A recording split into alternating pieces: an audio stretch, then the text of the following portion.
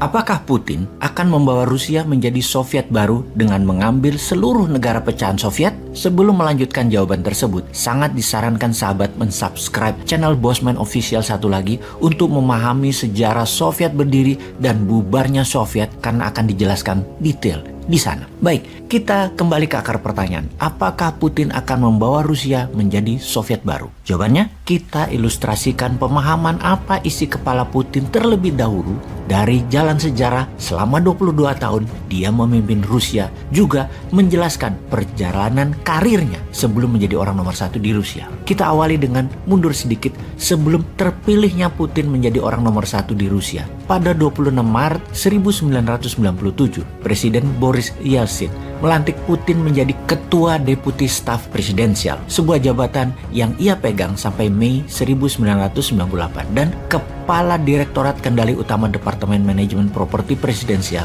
sampai Juni 98. Pendahulunya pada jabatan tersebut adalah Alexei Kudrin dan penggantinya adalah Nikolai Patrushev. Keduanya adalah politikus berpengaruh pada masa depan dan orang-orang Putin saat ini. Pada tanggal 25 Juli 1998, Yeltsin menunjuk Putin sebagai direktur dari Dinas Keamanan Federal atau FSB, Badan Intelijen dan Keamanan Utama Federasi Rusia, dan sebagai penerus KGB. Baik sahabat, informasi ini adalah kata kunci penting, direktur FSB.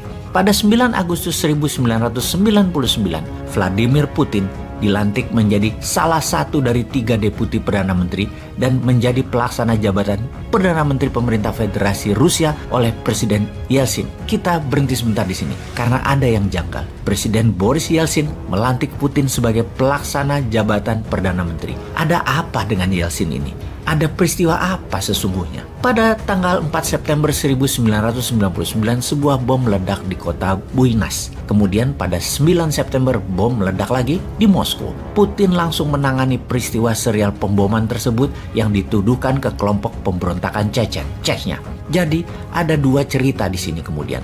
Kita kupas dulu jabatan politik Putin, baru cerita serial pemboman tersebut. Pada 31 Desember 1999, Yeltsin secara tiba-tiba mengundurkan diri dan berdasarkan konstitusi Rusia, Putin menjadi pelaksana jabatan Presiden Federasi Rusia. Dekret presidensial pertama yang Putin tanda tangani pada tanggal 31 Desember 1999 tersebut diberi judul Atas Jaminan untuk Mantan Presiden Federasi Rusia dan para anggota keluarganya. Dekret tersebut menyatakan bahwa tuduhan korupsi terhadap presiden yang baru mengundurkan diri tersebut dan kerabat-kerabatnya dipetieskan. Kemudian 12 Februari 2001, Putin menandatangani sebuah hukum federal yang sama yang mengganti Dekret 1999, kasus tuduhan Putin dalam ekspor metal di tahun 1992 yang dibuka kembali oleh Marina Salye, namun Marina dibungkam dan dipaksa meninggalkan Saint Petersburg. Ketika persiapan calon presiden Rusia di tahun 2000, di mana para persaingnya sudah bersiap untuk pemilihan pada Juni tahun 2000, pengunduran diri Yeltsin membuat pemilihan presiden dipercepat, jadi diadakan pada tanggal 26 Maret tahun 2000. Putin memenangkan putaran pertama dengan 53% suara. Selanjutnya, sejarah hingga saat ini.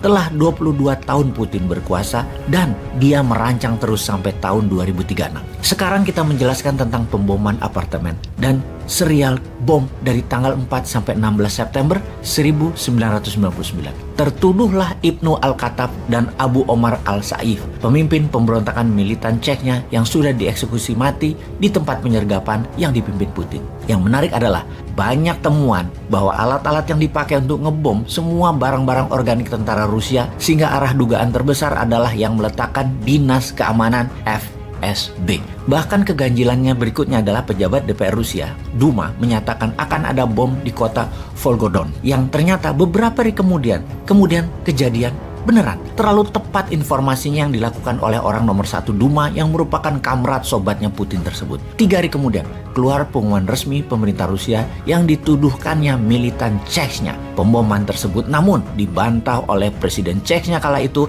Aslan Maskhadov. Ketika banyak keanehan dalam alat-alat yang ditemukan di lapangan di sekitar apartemen Ryazan pada tanggal 22 September tersebut, maka pada tanggal 23 September Putin memerintahkan membom Grozny, kota di Chechnya yang kemudian menjadikan perang kedua di Chechnya antara Rusia dengan militan Chechnya. Pengamat intelijen menyimpulkan, Putin memang menarget gerakan pemberontakan Chechnya, dicarikan alasan untuk memberangus dengan sebuah cerita bom, dan dengan strategi yang sama dia mendapat perhatian masyarakat sebagai war hero dan mendapat simpati Yeltsin, presiden Rusia kala itu.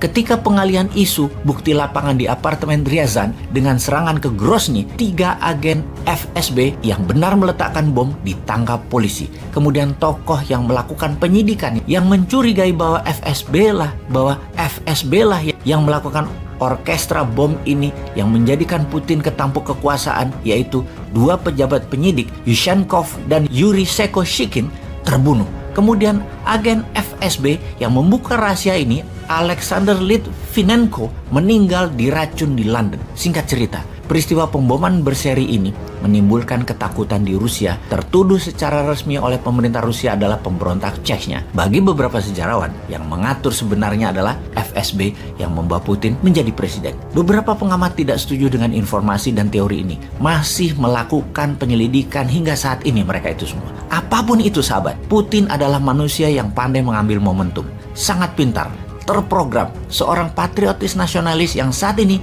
negaranya dipimpinnya melawan agresi militer NATO dengan mengambil buffer country Rusia, yaitu Ukraina. Jadi kembali, apakah Rusia akan menjadi Soviet baru? Walau alam.